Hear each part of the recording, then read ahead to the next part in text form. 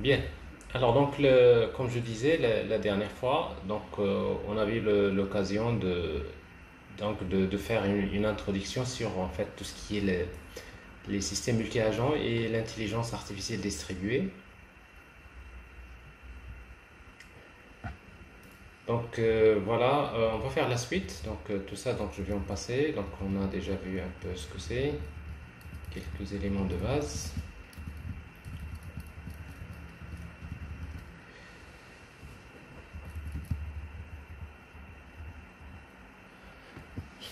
Donc avant de passer donc à la partie pratique les systèmes multi-agents et la pratique des frameworks de machine et deep learning, donc ça c'est pour l'aspect on va dire intelligence des agents.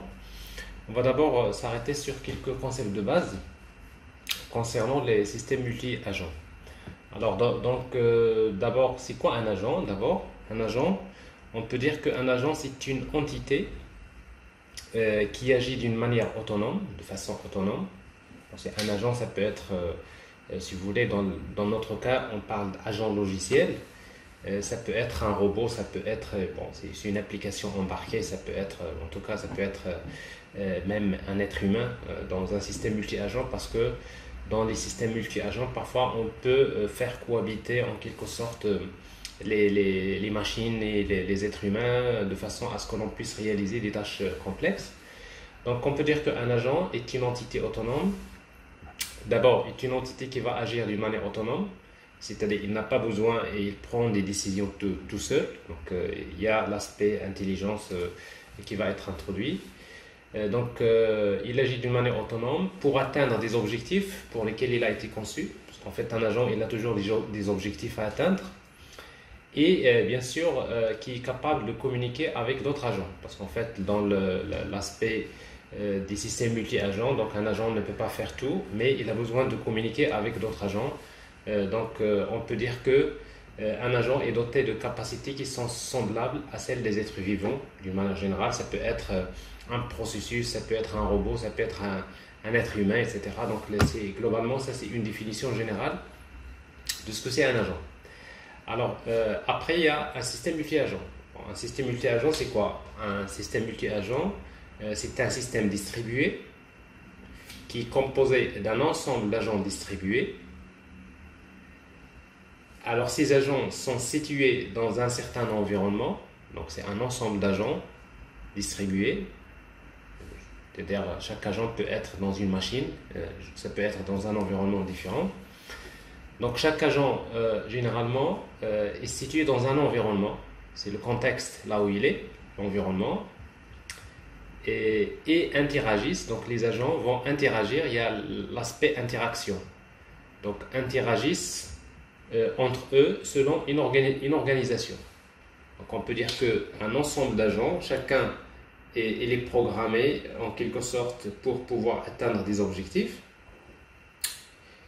Et pour atteindre ces objectifs-là, donc l'agent, c'est une entité qui est autonome, c'est-à-dire il prend des décisions tout seul, capable d'apprendre, capable de faire des prédictions, etc. Donc grâce à des algorithmes de l'intelligence artificielle. Et donc l'agent ADA, il évolue dans chaque agent, généralement dans un système multi-agent, il y a un ensemble d'agents. Chaque agent évolue dans un environnement. Et chaque agent rentre en interaction, il interagit avec d'autres agents, il y a le système d'interaction, et après, selon une organisation. Alors bien sûr, les agents sont organisés selon une organisation, ça peut être par exemple une organisation hiérarchique ou une organisation complètement distribuée, ou là une organisation centralisée, etc. Donc l'essentiel, c'est comme les êtres humains, nous avons besoin de nous organiser de façon à ce que l'on puisse réaliser des tâches complexes. Bon, alors chacun a des comptes rendus à rendre à d'autres agents pour que l'on puisse un peu faire, c'est-à-dire évoluer c'est-à-dire le système. Alors on peut dire que, en fait, dans les concepts fondamentaux, donc un agent, on peut dire que dans un agent, il y a en fait deux parties dans un agent. Il y a body et mind. En fait, le corps et l'esprit ou le cerveau. Alors en fait, généralement, pourquoi toujours le terme body? Bon, c'est vrai quand il s'agit d'un logiciel, bon, un logiciel complètement, bon, c'est-à-dire, euh, c'est un programme qui va fonctionner dans un ordinateur quelconque. Mais d'une manière générale, le terme agent peut être associé également à des robots, peut être associé à des machines qui ont également la capacité donc d'évoluer dans l'environnement, c'est-à-dire physiquement, ils possèdent ce qu'on appelle un corps. Et après, un cerveau ou bien un esprit. Donc le body, c'est-à-dire tout ce qui est le corps, il va donner ce qu'on appelle une dimension physicaliste, c'est-à-dire physiquement, l'agent, c'est-à-dire il existe, c'est-à-dire physiquement, il a un agent a un corps, des pieds, il y a des roues, il a en fait un certain nombre de ressources qui lui permettent de se déplacer dans l'environnement et d'agir sur l'environnement. Donc ça c'est la dimension physicaliste, donc ça c'est la notion de motricité, etc. Alors, généralement, donc, cette dimension physicaliste, donc un agent, c'est une entité autonome qui est située dans un environnement ouvert, généralement. C'est-à-dire, il est toujours situé, il est situé dans un environnement. Il y a la notion de persistance, c'est-à-dire quoi? C'est-à-dire que l'agent, il va évoluer tant que l'agent pense qu'il peut toujours atteindre les objectifs, donc il va tenter, il va persister jusqu'à ce qu'il atteigne ses objectifs, tant qu'il dispose des ressources, tant qu'il y a de l'énergie, tant qu'il y a, c'est-à-dire son algorithme lui indique comme quoi c'est toujours possible de converger vers la solution, ben l'agent, il y a la notion de persistance. Et après, il y a la mobilité. Donc, c'est quelque chose d'important parce que dans le cas des robots, donc un robot, par exemple, la dernière fois on avait parlé des robots c'est-à-dire domestiques, comme l'aspirateur par exemple. Donc il a besoin de se déplacer, il y a une mobilité, il va se déplacer dans l'environnement pour réaliser des tâches. Mais également, dans le cas d'un robot logiciel, nous allons voir que parfois un agent logiciel, c'est-à-dire une application ou un agent logiciel, parfois il peut migrer d'une machine vers une autre. Il peut passer d'une machine vers une autre. Ça, c'est ce qu'on va essayer donc de décrire tout à l'heure, qu'on va voir d'ailleurs en pratique, comment faire ce qu'on appelle la migration des agents. Donc, on a donc la dimension physicaliste, c'est body, le corps. On a la dimension, si vous voulez, épistémique. Épistémique, c'est-à-dire c'est l'esprit, c'est l'intelligence, le cerveau, etc. Donc un agent, c'est une entité qui est en interaction avec d'autres agents dans un champ social, c'est-à-dire dans l'environnement où il vit. Donc il y a toujours la notion de population, l'interaction, l'apprentissage, le raisonnement, c'est-à-dire l'aspect, tout ce que nous avons dit la dernière fois sur l'aspect intelligence. Bon, alors bref, donc ce que vous allez garder, c'est dire tout simplement un agent d'une manière générale se compose de deux parties. Il y a il y a le corps, il y a le cerveau. N'est-ce pas? Alors je ne sais pas si vous êtes jamais posé la question vous, quelle est la partie la plus importante chez vous? Est-ce que c'est le corps ou bien le cerveau? Les deux, je pense. Alors, Je juge. juge, c'est normal. Alors c'est tout à fait normal, c'est que il y a le corps et le cerveau. Alors forcément, le cerveau tout seul n'est pas suffisant parce que c'est lui qui commande. Mais pour réaliser des tâches, il vous faut des ressources, il vous faut donc votre corps. Alors quand vous prenez votre stylo pour, je sais pas, vous voulez passer une épreuve d'un examen, alors forcément c'est votre cerveau qui est bien sûr sollicité pour trouver des solutions. Mais ces solutions-là, il faut les écrire. Alors pour les écrire, il vous faut une main, il vous faut un stylo, il vous faut donc toute une capacité de motricité qui permet donc de relever ça. Bon, c'est la même chose. Donc dans l'agent, il y a la dimension physicaliste, donc qui donne c'est-à-dire qui permet donc de définir en fait le corps, c'est-à-dire la dimension physicaliste de l'agent, et après il y a la dimension épistémique. Vous pouvez désactiver votre microphone s'il vous plaît?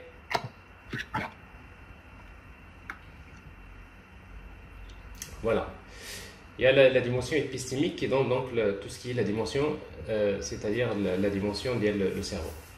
Alors, donc, ça, on en a déjà parlé, donc je ne vais pas trop y tarder, parce qu'en fait, c'est vrai, c'est des concepts théoriques, globalement, c'est juste pour que vous ayez un peu une idée comment ça se passe, mais ce qui nous intéresse plutôt, c'est plutôt la partie pratique que nous allons voir tout à l'heure. Donc, on a les trois dimensions d'un agent.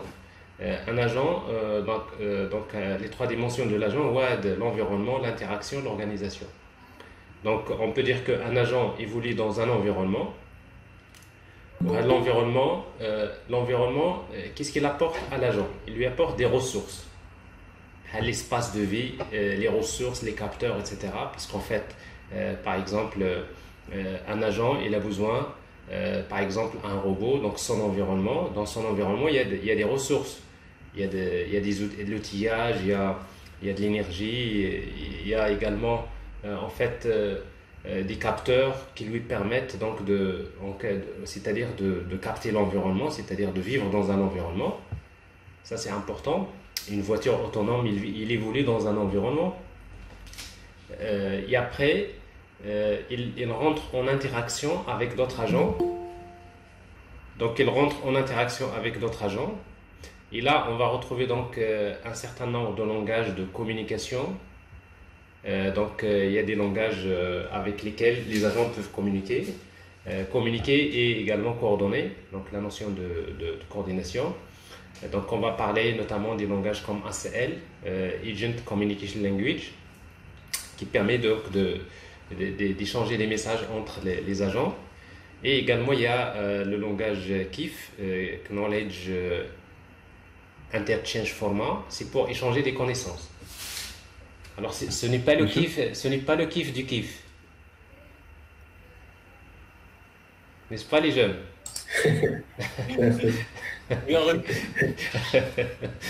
Monsieur, Oui. j'avais juste une question concernant les langages. Est-ce qu'ils sont des langages hauts ou bas comme les langages de programmation? En fait, c'est pas des langages de programmation, c'est des langages de description. Le XML, par exemple, ou là le format, c'est échanger des messages, format XML, ou là format JSON, ou là format YAML, ou là un format, mais dans lequel ils sont structurés. Ils contiennent un ensemble d'informations qui permettent donc de traduire un peu les langages, à peu près les capacités des langages humains. Mais tout ça, c'est quelque chose que nous allons voir. On va voir tout ça. D'accord. D'accord. D'accord. Mais ce Merci, n'est pas des monsieur. langages de programmation, c'est des langages de communication. Forcément, c'est. Et après, donc, la troisième dimension, c'est l'organisation. Donc, les agents vont évoluer selon une organisation. On peut parler, par exemple, d'une organisation centralisée. Donc, un modèle centralisé, c'est un modèle, généralement, dans lequel il y a, vous avez un ensemble d'agents. Chaque agent, il fait des choses. Et tous les agents vont si vous voulez, communiquer les résultats à un agent central. Ou avec l'agent central, vous voulez que je mette les données, et après, c'est lui qui prend les décisions. Donc ça, c'est ce qu'on appelle l'organisation centralisée. Alors là, on peut avoir des organisations qui sont décentralisées, c'est-à-dire il y a un chef, c'est-à-dire tous les agents sont complètement décentralisés, chacun il agit. Et après, il y a un modèle qui fait que les agents donc, peuvent converger vers une solution. Et après, on peut utiliser des organisations hiérarchiques, etc. Donc tout dépend des modèles d'application qu'on va travailler. Alors en fait, si vous faites une comparaison entre, dans la programmation orientée agent, si vous cherchez à faire une comparaison entre objet et agent. Alors c'est quoi la différence entre un objet et un agent? Donc on peut dire qu'un objet est réactif. Alors ça veut dire quoi un objet est réactif? Un objet, quand vous créez un objet a des attributs et des méthodes. Et quand vous créez un objet, tant que on ne fait pas appel aux méthodes de l'objet, l'objet ne va rien faire. C'est-à-dire quand vous créez un objet, si vous ne sollicitez pas l'objet, si vous n'appelez pas une méthode d'un objet pour lui demander de faire quelque chose, il ne va rien faire. C'est-à-dire, on dit que l'objet il est réactif, c'est-à-dire l'objet réagit suite à une sollicitation. Donc quand vous demandez à un objet d'exécuter une méthode, l'objet il fait l'opération, il vous donne le résultat et après il s'arrête. Donc ça, c'est la notion de objet. Objet, il est réactif. Alors que un agent, il est proactif. Alors ça veut dire quoi proactif? Proactif, ça veut dire que en principe, un agent possède en plus des attributs et des méthodes. Il y a les attributs et les méthodes comme l'objet, mais en plus de cela, il possède des processus.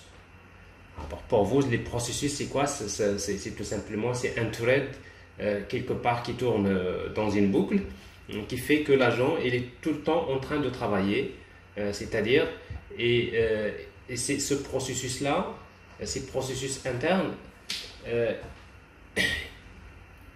qui fonctionnent bien sûr, qui vont fonctionner tout le temps, même en l'absence des sollicitations externes. C'est-à-dire, avec un agent, on n'a pas besoin de lui demander de faire quelque chose.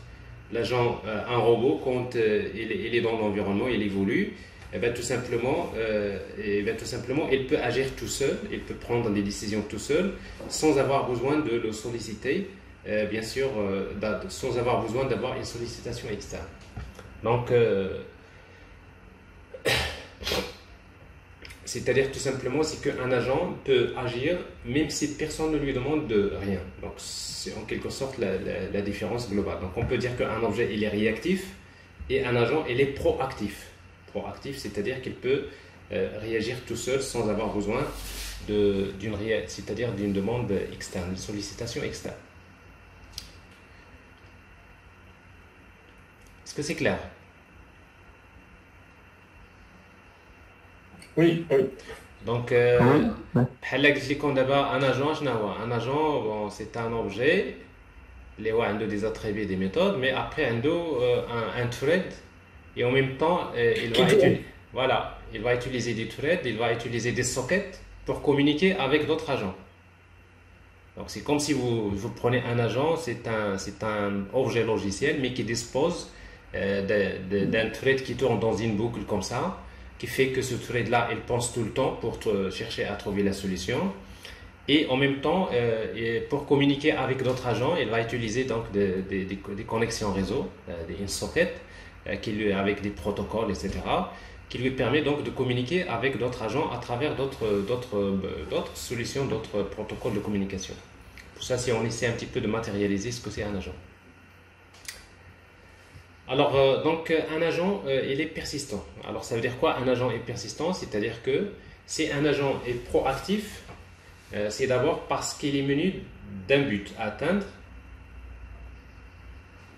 et il va tout le temps chercher à atteindre ce but. Donc, il va chercher à satisfaire, bien sûr, ce but de manière persistante. Alors, persistant, ça veut dire quoi?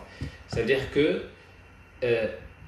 tant qu'il pense que c'est encore possible, généralement, c'est des conditions logiques. Tant que c'est possible, un robot, quand vous lui demandez de sortir de la chambre, ben, tout simplement pour lui, ben, il va persister. Il va chercher à trouver la solution tant qu'il est possible, tant qu'il a l'énergie, par exemple, tant que, c'est-à-dire il a les ressources nécessaires pour pouvoir atteindre l'objectif.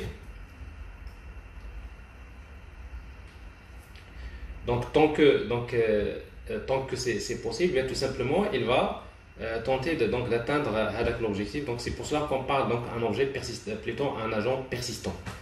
Persistant, c'est-à-dire il n'y a personne qui va l'arrêter. Lui, ça y est, il est programmé pour atteindre un objectif. Donc, il va tenter d'atteindre l'objectif jusqu'à ce qu'il atteigne son objectif, bien sûr, pour lequel il a été programmé. Ou bien entraîné, si vous voulez. Alors, un agent également, il est adaptatif. Donc, adaptatif, ça veut dire que c'est face à un environnement qui perpétuellement qui change. Donc, vous avez un agent va évoluer dans un environnement, mais l'environnement change tout le temps. C'est-à-dire, il y a toujours des aléas, etc. Il y a des obstacles, etc. Donc, un agent doit constamment modifier ses plans. C'est-à-dire, vous savez, quand vous dites à un robot d'évoluer dans un environnement, ben, l'environnement il n'est pas toujours le même parce qu'à chaque fois il y a des obstacles, il y a des nouvelles, c'est-à-dire vous avez un environnement qui va changer. Donc l'agent il est adaptatif, il doit s'adapter à l'environnement, il doit disposer des algorithmes qui lui permettent bien sûr de s'adapter à l'environnement. Mais tout simplement ces algorithmes-là, donc on en a déjà parlé, il y a des algorithmes d'apprentissage supervisé, non supervisé, de l'apprentissage par renforcement, donc des algorithmes semi-supervisés. Donc ça, c'est les choses dont on avait parlé la dernière fois. Donc il doit être capable d'élaborer des plans dynamiquement pour pouvoir donc bien sûr atteindre ces objectifs.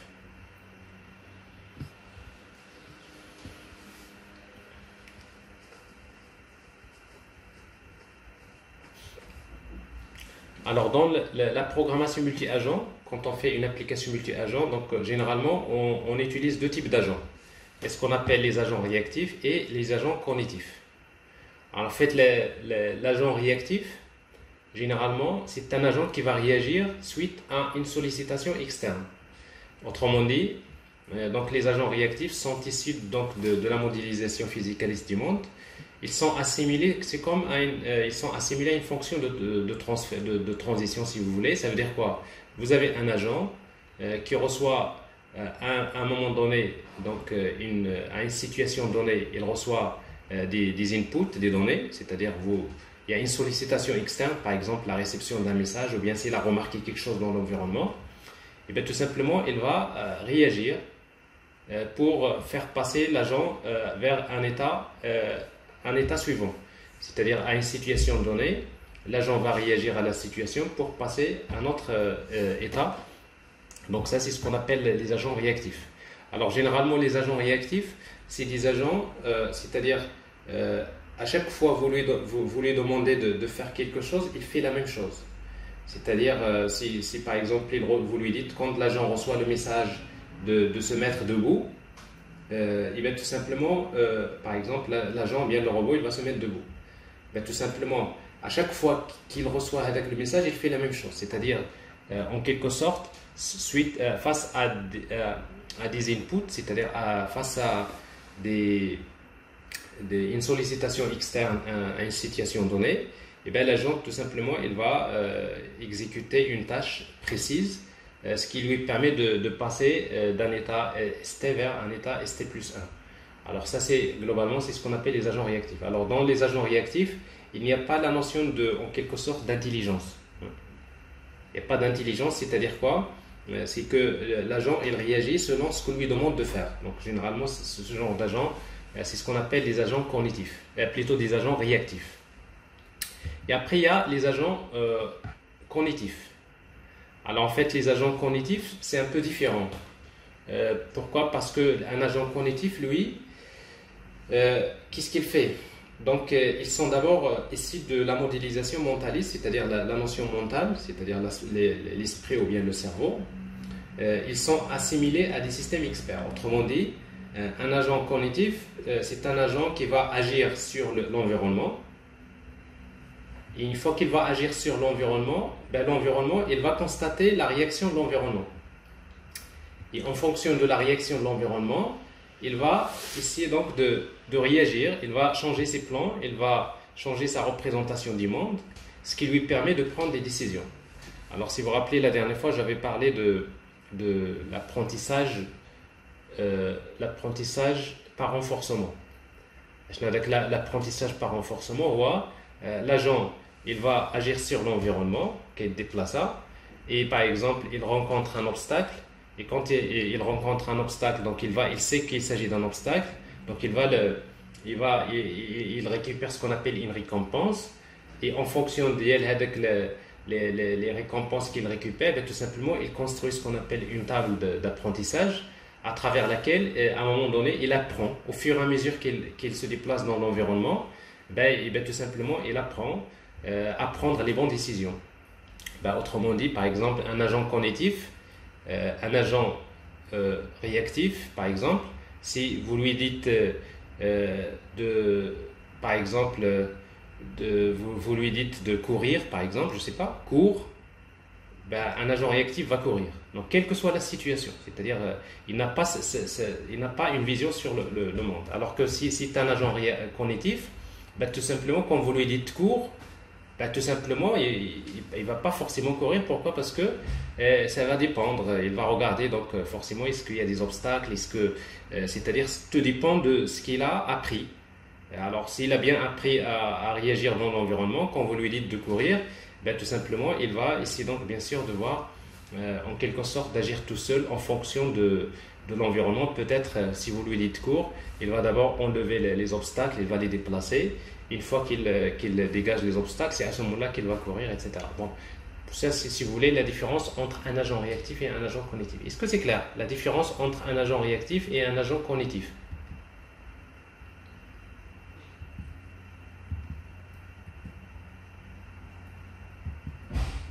Oui, oui, oui, C'est clair? oui, Alors, oui. بحال les êtres humains, un agent réactif, c'est un agent qui تقول له واحد الحاجة كيديرها. Bon, tu fais ça, il le fait. Bon, il le fait toujours de la même manière. Mais un agent cognitif, c'est-à-dire quand vous lui dites de faire ça, il va quand même penser, et il va regarder un petit peu son environnement et après il va réagir. Peut-être il va faire ce que vous lui demandez, mais peut-être il va, avant de faire ce que vous demandez, il va d'abord entrer, il va faire d'autres choses pour préparer le terrain, pour faire des choses, etc. Donc c'est-à-dire il y a la notion de l'intelligence au niveau des agents cognitifs. Voilà, alors ça c'est quelques exemples. Alors pour l'interaction entre les agents, les agents, il faut juste savoir que dans la programmation multi-agent, dans un système multi-agent, donc rien n'est global, rien n'est local, en quelque sorte. Parce qu'en fait, dans les applications classiques, on va parler des variables globales et des variables locales, si vous voulez. Alors, dans les systèmes multi-agents, rien n'est global et rien n'est local. Autrement dit, c'est que rien n'est global. Pourquoi? Parce que on ne peut pas, dans un agent, stocker toutes les informations sur l'environnement. Et on va pas, par exemple, dans l'agent lui-même, on ne va pas stocker toutes les données de l'environnement. Donc, tout ça ne peut pas être centralisé ou bien stocké dans un seul, plutôt. Dans un seul agent. Oui. Donc, c'est-à-dire, en quelque sorte, vous avez donc l'agent, il a besoin de se déplacer pour interagir ou bien interagir pour chercher l'information. Donc, vous voyez, donc un agent, moi je suis un agent, j'ai des informations. Toi, tu es un agent, tu as d'autres informations. Donc, ce qui fait que, donc, à un moment donné, je ne peux pas avoir une vision globale sur l'environnement. Pour pouvoir réagir, donc j'ai besoin de communiquer avec toi. Je t'envoie un message, je te demande quelque chose, tu le fais, et donc c'est-à-dire avec l'échange de messages entre les agents, on arrive généralement à communiquer. Alors la même chose, rien n'est local, ça veut dire quoi? Même les informations dont je dispose, donc ils sont mises à disposition des autres agents. C'est-à-dire un agent peut toujours me demander par exemple une information et après je lui donne l'information. Donc en quelque sorte, on est dans exactement comme le cas des êtres humains. Donc chacun a un certain nombre d'informations, mais après pour qu'on puisse travailler ensemble, on a besoin d'échanger des messages et on a besoin de communiquer pour pouvoir réaliser des tâches complexes. Alors après, donc, pour pouvoir faire communiquer les agents, donc, il y a des langages de communication qui sont utilisés. Donc on peut utiliser donc une communication entre agents. Par exemple, vous avez un agent qui est one-to-one, c'est-à-dire un agent qui échange un message avec un autre agent. On peut avoir un système multi-agent dans lequel vous avez un être humain qui communique avec un agent. Alors dans ce cas-là, nous avons besoin par exemple de l'interprétation langagière, c'est-à-dire la reconnaissance vocale, la reconnaissance c'est-à-dire de la parole, etc. On peut avoir donc un système dans lequel vous avez plusieurs agents qui communiquent plusieurs à plusieurs. Donc les agents ils peuvent communiquer d'une manière générale, mais également on peut avoir, c'est-à-dire une communication entre les êtres humains. C'est notre cas maintenant, par exemple dans le cas par exemple d'une visioconférence ou là, dans une réunion, on est en train d'échanger des messages. Donc, donc on peut parler communication entre les agents logiciels, communication entre les êtres humains ou bien communication entre les êtres humains et les agents logiciels. Donc c'est pareil. Alors pour cela, il existe plusieurs langages qui permettent donc de modéliser, de formaliser l'acte de communication. Alors par exemple, au niveau de la communication, pour échanger des messages, pour faire communiquer les agents, Et il y a un langage notamment qui s'appelle Agent Communication Language, ACL. Donc c'est ce qu'on va souvent utiliser pour faire communiquer les agents. On va voir normalement les informations qu'on va trouver à ce niveau-là. Et pour échanger des connaissances, pour qu'un agent puisse échanger des connaissances avec un autre agent, il y a d'autres formats comme par exemple KIF, Knowledge Interchange Format. On peut utiliser donc le format XML, c'est-à-dire avec un système d'ontologie, il y a RDF, Ontology Web Language, etc. Donc il existe plusieurs formats qui permettent donc d'échanger des connaissances. Et après l'interaction humain-agent, donc on va utiliser donc la reconnaissance vocale. L'interaction multi-agent logiciel, donc on va utiliser donc en fait donc ici c'est toujours on va utiliser donc les algorithmes en fait de l'intelligence artificielle distribuée. C'est toujours en utilisant des langages de communication et en utilisant également des langages d'échange de connaissances, etc. Et après l'interaction entre multi-humains, donc ça c'est pour que le chat, les mails, les forums, etc., la visioconférence en tout cas, donc ça c'est ce que je viens de dire tout à l'heure. Alors ça juste un aperçu si vous voulez, entre différents types de langages qui vont être utilisés pour faire communiquer les agents.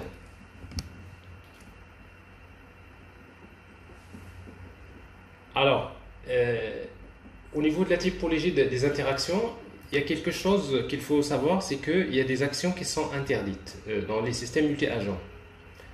Alors, parmi les choses qui sont interdites, c'est l'action directe. Alors, dans un système multi-agent, il est interdit qu'un agent, par exemple Y, fasse appel directement à la méthode d'un autre agent X. Donc, vous avez un agent X qui fait appel à la méthode d'un agent Y. Alors, vous savez, dans l'orienté objet, c'est ce qu'on fait. Vous avez une relation entre deux objets, une association entre deux objets. Ça veut dire qu'un objet peut faire appel aux méthodes d'un autre objet. Donc, ça, c'est ce qu'on appelle l'interaction directe. C'est qu'un agent fait directement appel à une méthode d'un objet. Mais plutôt, un objet peut faire appel aux méthodes d'un objet. Mais pour le cas des systèmes multi-agents, non, c'est interdit. Donc, il est interdit, par exemple, qu'un agent fasse appel à un getter ou là, un setter un agent. C'est pas comme ça. C'est interdit. Pourquoi? Parce qu'en fait, les agents, généralement, on suppose qu'ils ne sont pas dans le même environnement. Quand on dit un agent de la machine et un autre agent dans une autre machine. Même si parfois ils sont dans la même machine, mais à un instant donné, ils peuvent être dans la même machine, mais dans un autre instant donné, ils peuvent être séparés. C'est-à-dire, il se peut qu'il y ait un agent qui va migrer vers une autre machine. Donc, ça veut dire qu'il ne faut jamais compter sur le fait qu'un agent par exemple, puisse directement appeler les méthodes d'un agent. Parce que ça, c'est dans la modélisation multi-agent, c'est quelque chose qui est interdit. Ce n'est pas quelque chose qui peut être fait. On le fait dans les applications orientées objets classiques, mais on ne va pas le faire entre agent et agent. Donc ça, c'est interdit. Alors, comment, dans ce cas-là, comment les agents vont interagir? Vous voyez ici, donc c'est un peu pour pouvoir interagir, au lieu d'avoir si vous voulez, des actions directes. Donc on va utiliser donc des requêtes langagières ou bien formelles. Alors ça veut dire quoi? Vous avez un agent X par exemple. Vous voyez donc c'est comme les êtres humains. Vous dites à quelqu'un ne touche pas mes affaires, ne touche pas à mes affaires. Si tu veux quelque chose, tu n'as qu'à me le demander. C'est un peu ça. Alors vous savez par exemple, moi je veux savoir qu'est-ce qu'il y a dans votre poche. N'est-ce pas? Alors pour savoir qu'est-ce qu'il y a dans votre poche, donc je n'ai pas le droit d'accéder directement à votre poche. Mais si vous voulez savoir, si je veux savoir ce qu'il y a dans votre poche, bon, je n'ai qu'à vous le demander. Je vous envoie un message, je vous demande est-ce que vous pouvez me donner, est-ce que vous pouvez par exemple me dire qu'est-ce que vous avez dans votre poche. Et après par la suite c'est à vous de décider est-ce que vous allez me donner de l'information ou là. La même chose, donc ici vous avez un agent X qui envoie une requête. Un message vers l'agent Y, par exemple pour lui demander could you change your location? Est-ce que tu peux changer par exemple ta place? Et après donc l'agent il va donc demander et après l'agent Y c'est lui qui va décider. Bon, l'agent Y il va selon ses calculs il va essayer donc d'analyser sa situation Et après, il peut décider est-ce que oui ou non, est-ce que par exemple ici, donc, no, I want un fine here. Donc il est très content là où il est, donc il ne va pas changer sa place. C'est normal. C'est exactement comme le cas des êtres humains. Donc, vous n'avez pas le droit de toucher, c'est-à-dire d'agir directement sur une personne. Si vous venez à quelqu'un, d'ailleurs c'est mal poli par exemple de pousser quelqu'un, tout simplement la réaction c'est clair et humaine, il va vous dire ne me pousse pas, si tu veux me demander quelque chose, tu me le demandes. C'est-à-dire c'est pour me déplacer, tu me demandes est-ce que tu peux te déplacer gentiment et après moi je vais décider oui, alors et après je me déplace. C'est exactement ce que je suis en train de vous dire là. Donc l'interaction entre objets, c'est l'interaction elle est directe. C'est-à-dire qu'un objet agit directement sur un autre objet. Sans, pas de politesse. Alors entre agents, non. Donc il va falloir, c'est-à-dire ce mécanisme d'interaction langagière ou bien formel. Est-ce que c'est clair?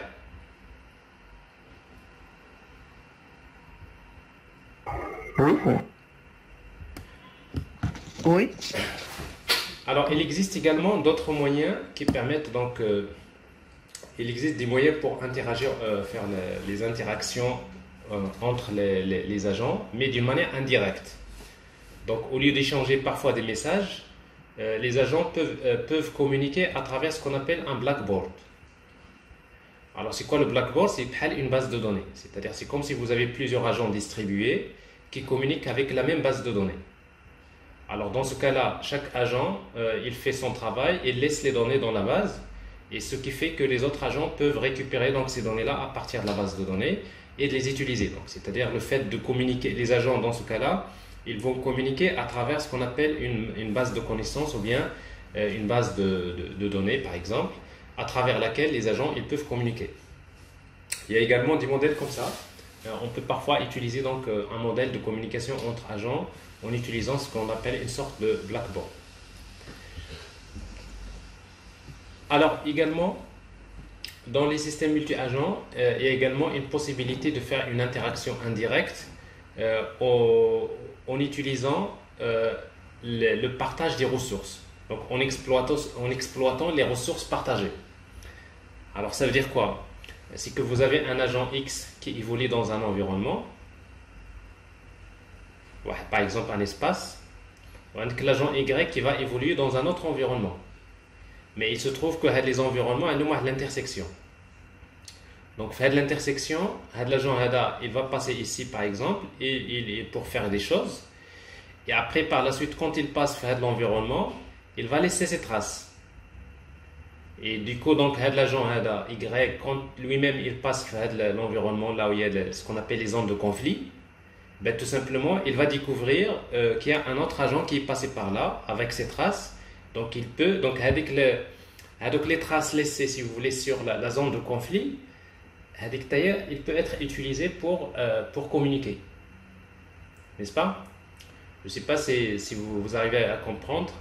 Par exemple, parfois vous n'avez pas besoin, c'est comme l'exemple, vous êtes chez vous à la maison, vous rentrez dans votre chambre et après quand vous rentrez dans la chambre, vous découvrez qu'il y a quelque chose qui manque. Alors quand vous découvrez qu'il y a quelque chose qui manque, c'est tout de suite, vous allez comprendre que votre frère ou bien votre soeur est déjà passé par là, il a déjà pris avec la chose. Ben, tout simplement, vous êtes en train de communiquer. Donc, vous voyez, donc, vous n'avez pas besoin de communiquer d'une manière directe. Donc, ça, c'est une communication indirecte. Dès que vous voyez que l'objet a disparu, vous voyez un peu l'environnement, les traces de l'environnement, ben, automatiquement, vous allez conclure que votre frère, ou là, votre soeur, ou là, votre père, ou là, votre mère vient de prendre avec l'objet, ou bien il vient de vous laisser une information ici. Quand vous rentrez dans votre chambre, vous trouvez qu'elle est bien arrangée, n'est-ce pas?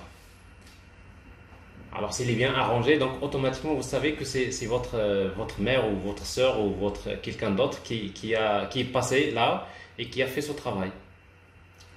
Est-ce que c'est clair? Oui. Ben c'est un peu ça. C'est-à-dire, c'est ce qu'on appelle la communication. Les agents qui communiquent à travers ce qu'on appelle les zones de conflit. Donc, parce que les agents vont partager un environnement, et donc des zones de conflit, c'est-à-dire là où ils peuvent se rencontrer. Et après, donc, à travers ces zones de conflit, les agents peuvent communiquer. Et ça, c'est quelque chose de très important pour les colonies de fourmis. Vous savez que les fourmis, c'est quelque chose d'extraordinaire, par exemple. Il n'y a pas que les fourmis, il y a les abeilles, etc. Les animaux, généralement, ils communiquent comme ça. Cette technique, c'est ce qu'on appelle stigmergie. Stigmergie, c'est-à-dire la communication à travers des zones de conflit. Vous savez comment les fourmis arrivent à trouver le chemin de la nourriture. Alors, généralement, les fourmis, quand ils se déplacent, une fourmi, quand il se déplace, il laisse la substance chimique, là où il passe, il laisse la substance chimique qui s'appelle les phéromones. La substance chimique phéromone, c'est une substance qui s'évapore dans le temps. À un moment donné, l'odeur si vous voulez, mais à un moment donné, il disparaît. Donc, automatiquement, les fourmis, donc généralement, quand ils se déplacent, ils suivent avec l'odeur, avec les phéromones. Donc, quand une fourmi, par exemple, passe sur un point donné, grâce à la quantité de phéromones, c'est-à-dire avec l'intensité avec la substance chimique, donc grâce à avec l'intensité, la fourmi, il peut savoir combien de fourmis sont passées par là et pour combien de temps. Donc grâce à la manière donc il y a tout simplement une fourmi, les fourmis se déplacent aléatoirement pour chercher la nourriture. Et dès que une fourmi trouve par exemple la source de la nourriture, qu'est-ce qu'il fait? Tout simplement, il revient le point de la nourriture, il revient sur le chemin pour si vous voulez, laisser les phéromones. Et comme ça, les autres fourmis, d'une manière générale, quand ils découvrent les phéromones, à un moment donné, vous allez constater que les fourmis, chacune, il va évoluer aléatoirement dans l'espace, mais à un moment donné, vous allez trouver que ils vont suivre le même chemin. C'est ce qu'on appelle, c'est le chemin optimal. Donc, ils ont trouvé le chemin le plus rapide pour atteindre la nourriture. Alors, tout ça, c'est de la communication à travers des zones de conflit. C'est à peu près la même chose. Alors d'ailleurs, parmi les algorithmes qui sont très très utilisés dans l'optimisation, c'est les algorithmes de colonies de fourmis. Donc tout ça, c'est déjà quelque chose qui existait depuis longtemps, qui est déjà utilisé dans pas mal de logiciels. Et ce qu'on vient de dire pour les fourmis, on peut le dire pour les abeilles, la même chose. Les abeilles, ils ont une manière un petit peu particulière c'est-à-dire pour communiquer. Ils communiquent à travers, bien sûr, les zones de conflit et pour pouvoir tout simplement converger vers la nourriture, etc. Les colonies d'oiseaux, colonies pratiquement les abeilles, les requins, etc. Donc, vous voyez, donc, tous les animaux d'une manière générale, parce que les animaux ne peuvent pas échanger des messages, comme les êtres humains, comme ça. Mais par contre, les animaux, ils communiquent comme ça.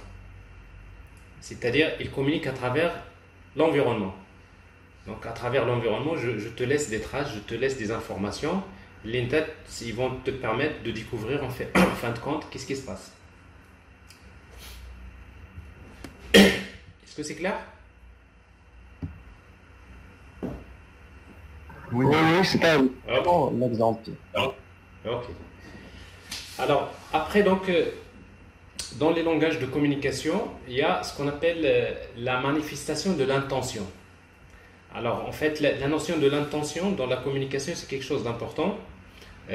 C'est, bien sûr, les agents, d'une manière générale, dans la majorité des cas, vont échanger des messages ou bien vont communiquer à travers le langage des messages au format ACL. Donc, ça, c'est Agent Communication Language. Le langage ACL, il reflète un certain nombre de propriétés des langages humains. Alors, vous savez que dans les langages humains, quand je vous dis quelque chose, quand je vous dis par exemple, donnez-moi votre nom, alors faites le message, c'est donnez-moi votre nom, mais la manière avec laquelle je vous le dis, ça peut cacher autre chose. Est-ce que je vous dis, donnez-moi votre nom avec, par exemple, à haute voix, ou là d'une manière très gentille, ou là, est-ce que tu veux bien me donner ton nom? Ou là, donne-moi ton nom.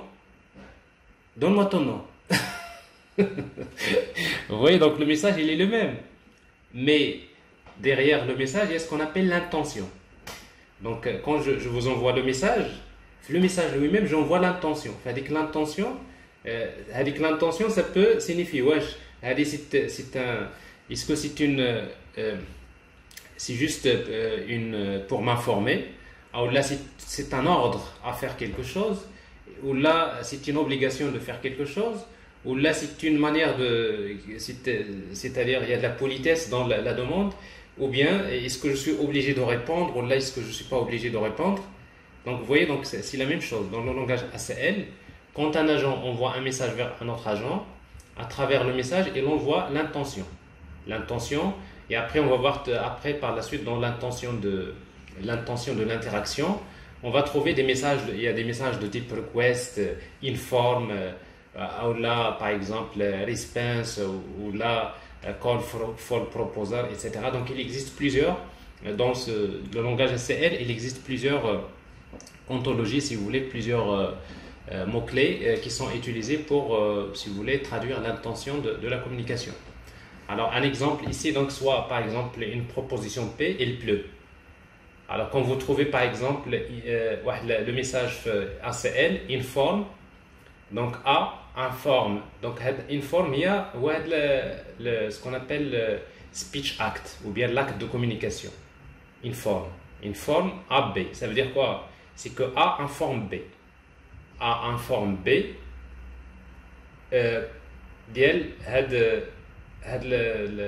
C'est l'information.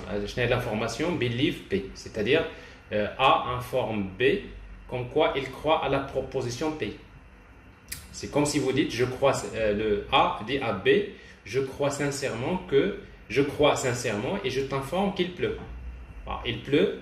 Déjà, quand vous dites à quelqu'un il pleut, alors il pleut, c'est une information. Mais derrière il pleut, il y a d'abord beaucoup de choses. Qu'est-ce qu'il y a d'abord? C'est que B sait que A. Donc, quand B reçoit le message il pleut de A, c'est que B, il sait que A croit sincèrement à P. C'est-à-dire, c'est un inform, c'est la sincérité. Quand je vous envoie un message avec inform, c'est automatiquement, c'est que je suis sincère. De toute façon, les agents, il y a quelque chose.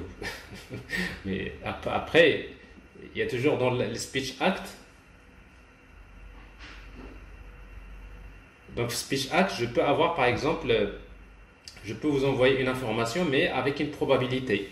C'est-à-dire, je ne suis pas sûr. Je suis à 90%, etc. Sûr là, que je crois à 50% que, par exemple, l'information est vraie. Donc, en tout cas, inform dans le speech act, donc ça signifie tout simplement que B sait que A croit sincèrement à P.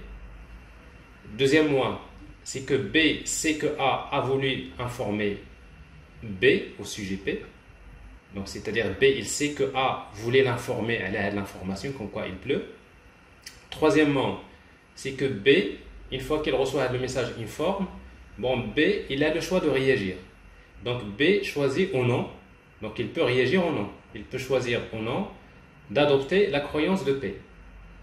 Alors, par exemple, dans le cas de la coordination, alors par exemple, si par exemple, je reçois le message il pleut, eh ben, pour moi, automatiquement, je vais par exemple prendre mon parapluie parce que je crois sincèrement à ça. Mais il y a un autre qui reçoit il pleut, mais il ne va pas faire la même chose. Donc, il va dire, bon, il pleut, bon, pour moi, ça ne m'intéresse pas qu'il pleut ou non. De toute façon, je ne vais pas sortir. Donc, ce qui fait la notion de speech act, c'est quelque chose qui vient avec le message. Bon, après, bien sûr, donc l'agent, il peut donc réagir en fonction de sa croyance, en fonction, bien sûr, c'est-à-dire de son état et de son environnement. Et après, donc, B réagit à l'impact de 1 à 3. Donc, voilà. Donc, il peut agir donc, ces différentes étapes de 1 à 3 donc, pour avoir ses propres stratégies. Donc, l'agent, il reçoit le message, il pleut. Et B, il va faire toujours son travail, mais peut-être il va prendre en considération P dans ses plans. Donc, par exemple, comme je disais, donc il va prendre son parapluie, ou tout simplement, il va décider carrément de ne pas sortir, etc. Donc, voilà. Bon, bref, donc, dans la communication ACL, il y a quelque chose d'important, c'est One Speech Act. Alors, on va en parler tout à l'heure.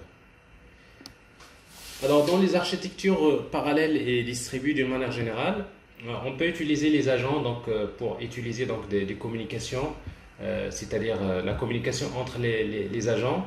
Il y a ce qu'on appelle les architectures centralisées, dans laquelle généralement vous avez toujours un agent central, ou après vous avez plusieurs agents qui peuvent être distribués, et généralement, parmi les architectures, il y a une architecture qui s'appelle l'architecture SIMD. SIMD, ça veut dire Single Instruction Multiple Data. Alors, en fait, c'est quoi ça, en fait, l'architecture SIMD? C'est que quand vous avez plusieurs agents, comme vous avez des agents distribués, tous les agents vont faire les mêmes tâches en même temps, mais en utilisant des données différentes. Là, c'est comme un exemple. عندي واحد l'agent central عنده واحد une centaine d'images à traiter بحال دابا عنده واحد la caméra هاد l'agent هذا il dispose d'une caméra qui permet de capter des images et après donc هاد les images pour les traiter pour par exemple les analyser et bien tout simplement il va prendre 100 images où chaque agent il va lui donner une image donc il y en a 100 agents alors chaque agent à sa propre image. Et après, l'agent HADA, il va demander à tous les agents de filtrer l'image. Donc ça veut dire que tous les agents vont exécuter les mêmes instructions. C'est le même programme, c'est le même algorithme. Les agents vont exécuter le même algorithme, mais chacun sur des données différentes. Donc là, je suis en train, l'agent, il va filtrer l'image, la première image. Il va filtrer la deuxième image. Il va filtrer la troisième image. Donc d'une manière distribuée. Donc le modèle, ça s'appelle le modèle soit SIMD, Single Instruction Multiple Data, ou bien Single Program Multiple Data. Donc c'est-à-dire c'est le même programme, ou bien les mêmes instructions qui sont exécutées en même temps par tous les agents, mais avec des données différentes.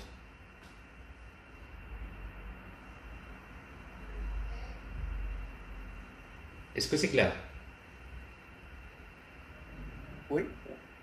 C'est le modèle SIMD, c'est-à-dire alors en principe ça c'est un modèle qui est utilisé dans les systèmes. Il y a des applications dans lesquelles on utilise ce genre de modèle. Dans ce cas-là, on va parler de ce qu'on appelle l'émergence ou bien l'intelligence collective en quelque sorte. C'est-à-dire on peut faire, vous avez un agent central où il a les instructions. Donc c'est comme si vous dites les militaires. Vous savez, les militaires, vous avez un chef qui donne l'instruction et qui va demander faites ça. Tous les militaires vont faire la même chose en même temps. Alors c'est synchronisé. Tous les militaires vont faire la même chose en même temps, mais chacun en utilisant ses propres outils, en utilisant ses propres données. Bon, c'est presque le modèle. Le modèle, c'est Single Instruction Multiple Data ou bien Single Program Multiple Data.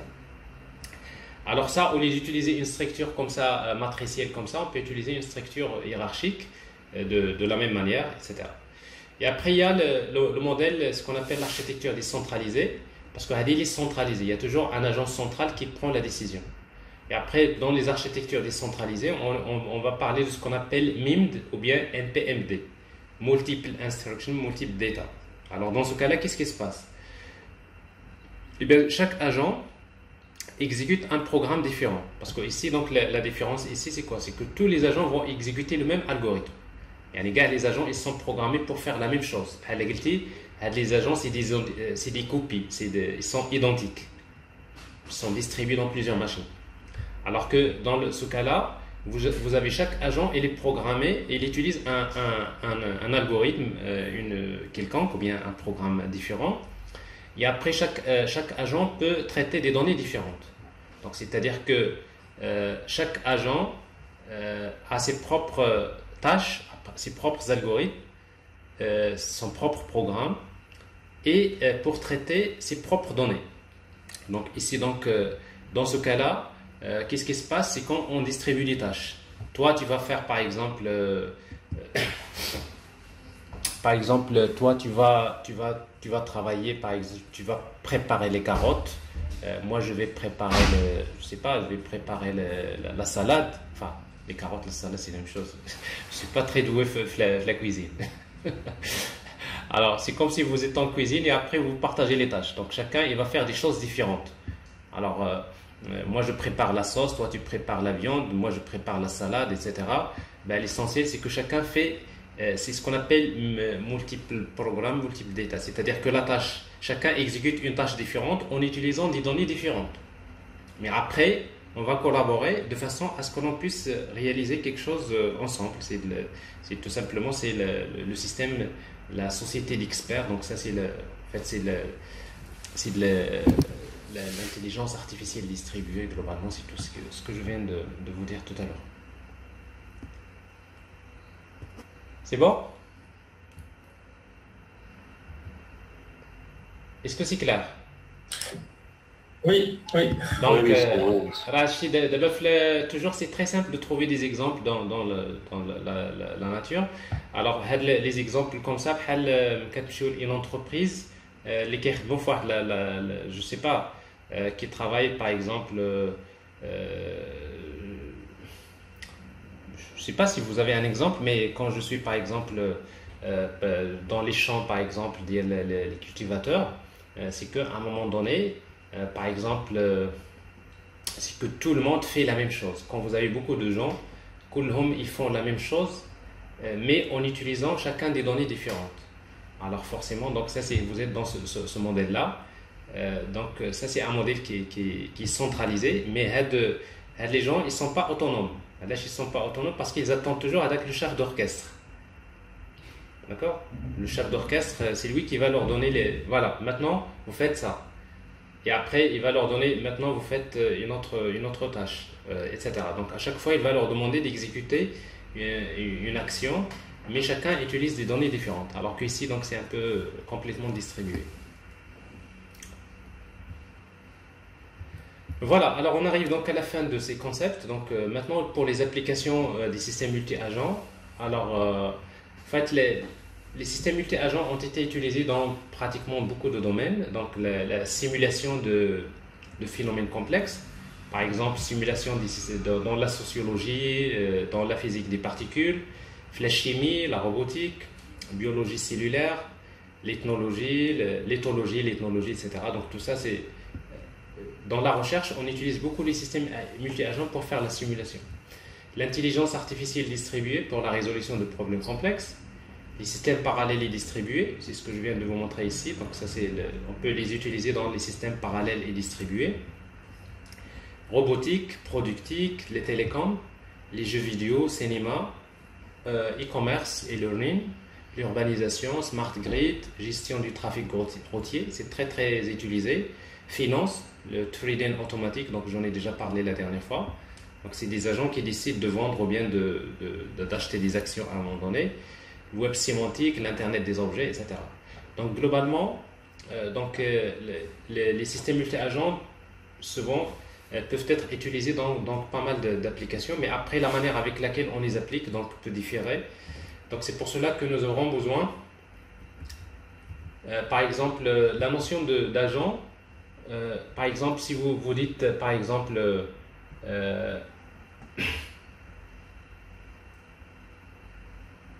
si vous dites par exemple en chimie, un agent ça peut représenter une molécule. En robotique, un agent c'est un robot. En biologie, par exemple cellulaire, un agent il y a la cellule. En ethnologie, un agent voit l'animal. En sociologie, l'agent ça peut être un être humain, etc. Donc c'est-à-dire la notion de agent ça peut représenter dans dans le domaine de la simulation de phénomènes complexes. Donc ça peut modéliser, ça peut représenter pas mal de choses. Ça peut aller d'une molécule jusqu'à un être humain. Donc, alors maintenant, les plateformes multi-agents. Alors tout ça c'est bien. Bon, on a parlé de quelques concepts, alors maintenant comment? Alors pour pouvoir faire de la programmation multi-agent, vous avez besoin d'utiliser donc des plateformes SMA ou bien multi-agents. Alors là, il existe plusieurs plateformes. En tout cas, donc il y a beaucoup de plateformes, mais il y en a ceux qui sont souvent utilisés. Donc on peut citer par exemple Enelogic, Cormas, Domis, Jack, Jade, Jadex, Janus, Jason, Matkit, Magic, Omas, Semantic Agent, SPAD, Massive, Golang, etc. Bon, peu importe. C'est pas les noms, mais la particularité des systèmes multi-agents, la majorité des systèmes multi-agents, des middleware, si vous voulez, des frameworks de programmation multi-agents, c'est du Java. C'est-à-dire c'est de la programmation basée sur le langage Java. C'est la majorité, mais ça ne veut pas dire que pour les autres langages, il n'y a pas d'autres middleware pour faire les systèmes multi-agents. Donc vous en trouverez également dans d'autres langages de programmation, pratiquement la même chose. Alors dans notre cas, on va utiliser celui-là, JAD. Alors JAD, c'est en fait c'est l'un des middleware qui sont très utilisés. JAD, c'est Java Agent Development. Donc ça c'est un middleware c'est un framework de développement des systèmes multi-agents qui est open source. Il est basé sur le langage Java et qui offre en particulier un support avancé de la norme FIPA ACL. Autrement dit, en fait, les middleware les systèmes multi-agents ماشي كلهم ils respectent il y a واحد la norme qui s'appelle FIPA hein وهاد la norme FIPA donc si vous voulez c'est une بحال قلتو le World Wide Web ديال le web la FIPA si vous voulez c'est une norme c'est une norme si vous voulez ديال les systèmes multi-agents.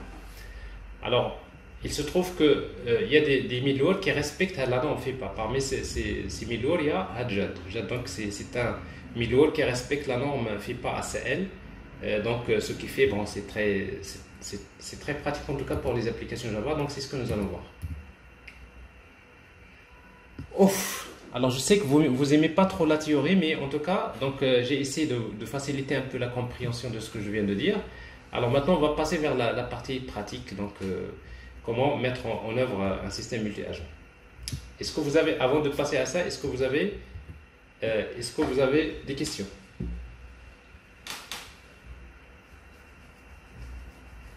Non? Parfait. Alors en résumé, donc, ce qu'il faut retenir, donc qu'est-ce que nous avons dit à travers ça?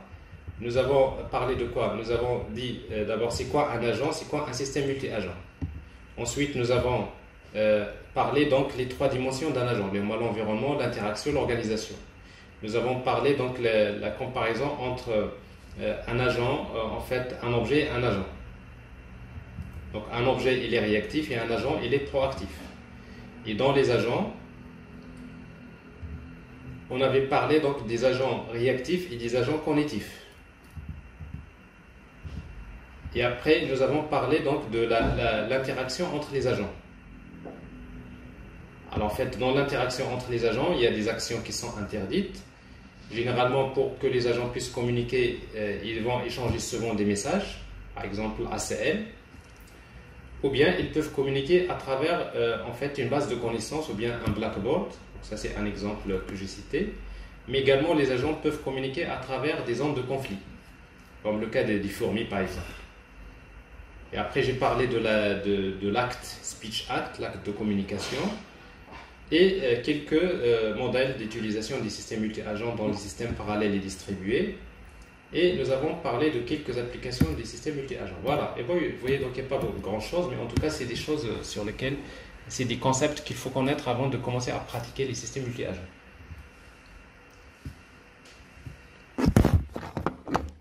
Monsieur, s'il vous plaît. Oui. Oui. Est-ce qu'on peut immigrer un système SIMD to MIMD?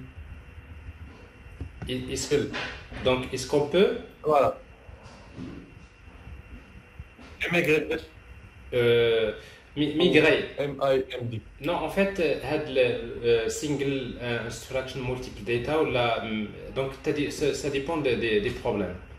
Alors, bien sûr, dans votre application, vous pouvez utiliser, donc, par exemple, parce qu'en fait, ouais, généralement, les applications, on va utiliser peut-être les deux. C'est-à-dire, par exemple, un exemple.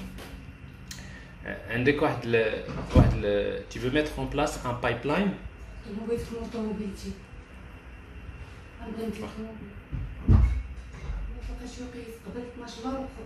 Ok. Alors, donc,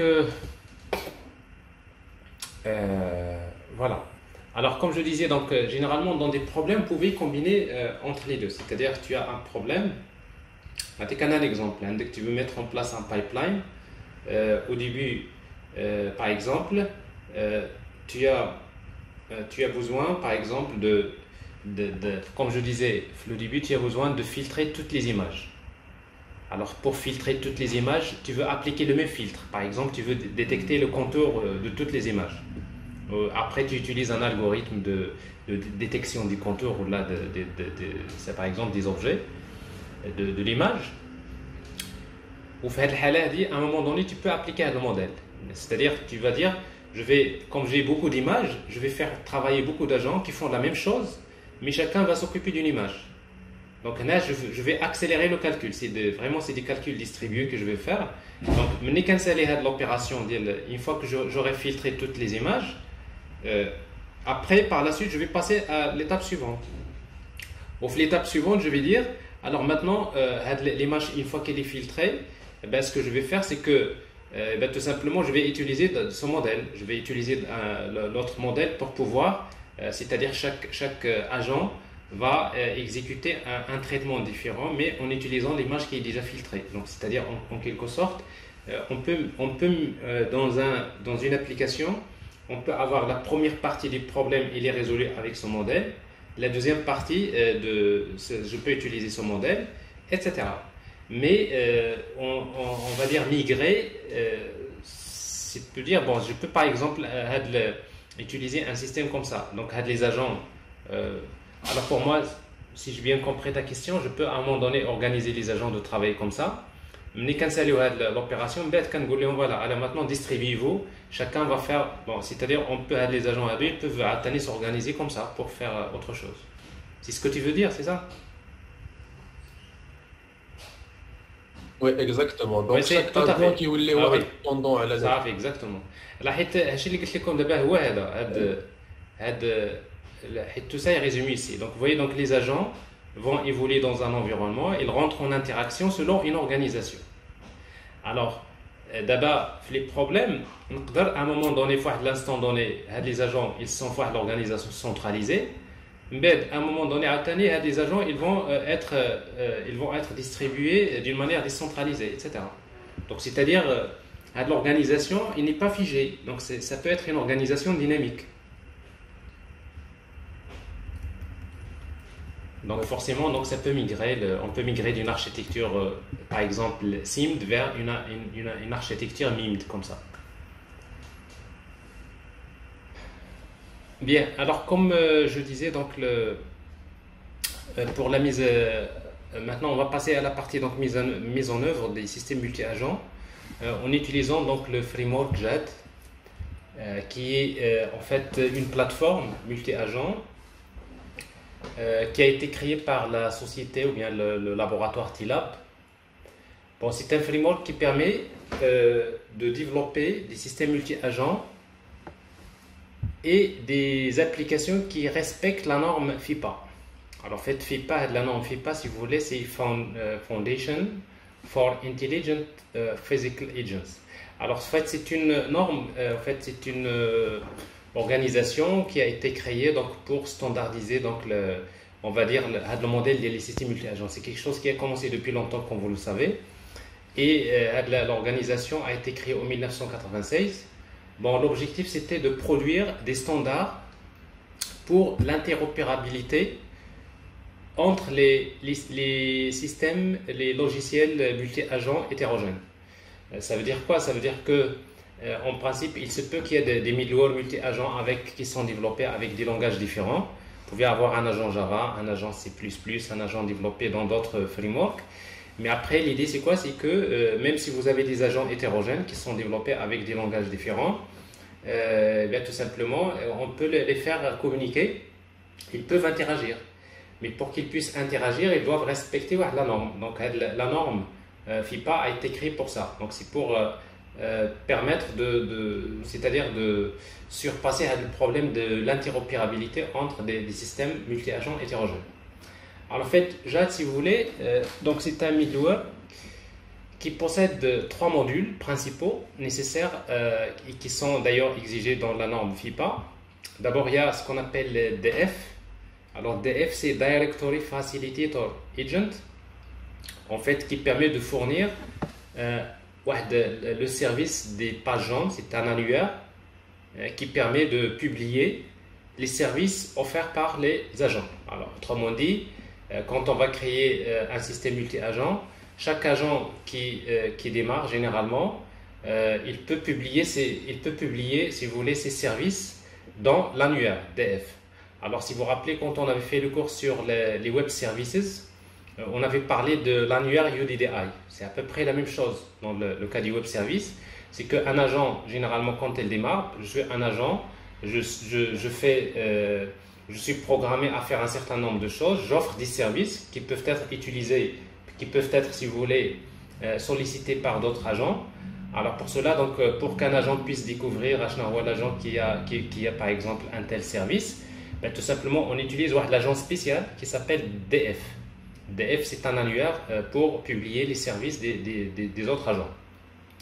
Et après, il y a ACC, c'est Agent Communication Channel, qui permet donc de s'occuper de tout ce qui est la communication entre les agents. Et après, vous avez un agent AMS, Agent Management System, qui est là pour superviser l'enregistrement des agents, leur authentification et l'accès à l'utilisation du système. Autrement dit, donc, c'est un agent qui permet donc de gérer l'identité des agents. Tout ça, on va le voir, si vous voulez, ici. Alors, on peut dire que Jade, donc, c'est un middleware qui permet de faciliter, d'une manière générale, le développement des systèmes multi-agents. Alors, en fait, Jade, pour l'utiliser, donc, il vous offre d'abord un runtime environment, c'est-à-dire un environnement d'exécution. Donc, l'environnement où les agents vont, si vous voulez, évoluer. Donc, c'est un environnement qui va permettre, donc, qui offre l'essentiel pour gérer le cycle de vie des agents. Il offre également une librairie de classes pour le développeur qui permettent de créer facilement des agents. On va voir qu'on va juste créer des classes qui vont hériter d'une classe agent et après donc on peut hériter un certain nombre de fonctionnalités. Et après il offre également une suite d'outils graphiques. Et en fait il y a une interface graphique que vous pouvez utiliser si vous voulez superviser notamment la plateforme, si vous voulez voir normalement les différents agents de la plateforme. Et après vous pouvez envoyer des messages vers les agents, c'est-à-dire c'est pour superviser une plateforme multi-agent. Alors tout ça on va le voir. Alors donc chaque instance, à chaque fois que vous démarrez Jade dans une machine, vous démarrez ce qu'on appelle un container, un conteneur. Alors en fait un conteneur c'est une instance de Jade qui permet de déployer plusieurs agents, c'est-à-dire dans un même conteneur on peut déployer plusieurs agents. Et après maintenant, si vous démarrez plusieurs conteneurs dans plusieurs machines, vous constituez ce qu'on appelle une plateforme. En fait, une plateforme, c'est quoi? C'est un ensemble de conteneurs qui sont démarrés dans plusieurs machines. Et chaque conteneur peut, si vous voulez, déployer plusieurs agents. Alors, parmi les conteneurs qu'on va utiliser, c'est-à-dire on va démarrer plusieurs conteneurs, parmi ces conteneurs, il y a un conteneur spécial qui va démarrer en premier lieu généralement, c'est ce qu'on appelle le main container, le conteneur principal. Alors le main container, il a la particularité en fait de déployer des agents spéciaux qui vont être uniquement dans le main container. Alors comme on peut le voir ici dans ce schéma là, on peut dire qu'une plateforme Jade, il est défini par un ensemble de conteneurs. Alors chaque conteneur, il peut être démarré dans une machine. Donc vous pouvez trouver donc plusieurs conteneurs et après parmi les conteneurs, le premier conteneur qui va démarrer c'est le main container. Alors vous voyez donc le main container quand vous le démarrez, tout simplement par défaut il démarre des agents spéciaux. Alors comme par exemple DF, donc rappelez-vous donc DF c'est Directory Facilitator Agent, c'est l'annuaire, c'est l'agent qui permet de définir c'est cet agent-là qui va s'occuper de publier les services des autres agents. Ensuite, il y a l'agent AMS, Agent Management System. Donc, c'est lui qui va gérer en quelque sorte l'identité des agents. En fait, un agent, quand il est déployé, il va falloir lui attribuer donc une identité. Donc, c'est cet agent-là qui va gérer donc l'identité des agents. Et après, il y a également l'agent ACC. En fait, l'agent ACC, c'est un agent qui fait partie donc des spécifications de la FIPA et qui permet tout simplement de faire communiquer le conteneur avec d'autres agents, avec d'autres plateformes développées avec d'autres langages. Alors vous savez que en fait l'ACC il est basé sur un serveur Corba. Enfin, vous savez, si vous vous rappelez, j'avais parlé donc des middleware, Iremi, Corba. Bon, Corba c'est un middleware qui a été créé pour permettre de faire communiquer des applications distribuées avec des langages différents. Donc en fait l'agent ACC, donc c'est cet agent-là qui va permettre en quelque sorte de communiquer, de faire communiquer la plateforme avec d'autres plateformes hétérogènes. Par exemple, vous pouvez utiliser un autre système multi-agent avec Node.js ou là avec Python avec un autre langage.